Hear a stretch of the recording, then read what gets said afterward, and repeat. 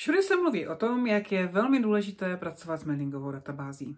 Mít spoustu kontaktů, udržovat je žhavé, posílat jim novinky, hodnotný obsah a tím vlastně podnikat. Jenže jak to celé udělat technicky?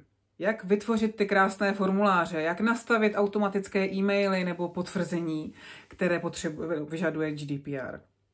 Návody na to existují, většina z nich je v angličtině a myslím si, že je hodně pojito, že bývají nesrozumitelné. Obzvlášť pro lidi, kteří nejsou úplně techničtí. Tak pojďme se osobně potkat. Pojďme si vzít počítač, sejít se a krok po kroku tohle společně nastavit.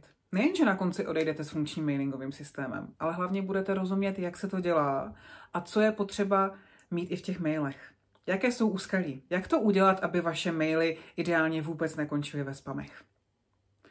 Potkáme se v Brně 2,5 hodiny, kdy na začátku budete mít jenom svůj počítač a přihlašovací údaje do webu a mailingového systému a na konci bude funkční mailing, čili formulář, do kterého vám vaši návštěvníci webu dají svůj e-mail a vy budete mít nastavenou nejenom informační stránku, ve které se ti lidi dozvědí, co musí udělat, aby vaše maily právě nekončily ve spamu, ale zároveň budete mít nastavený i první automatický uvítací mail a vysvětlíme si nějaké základní principy.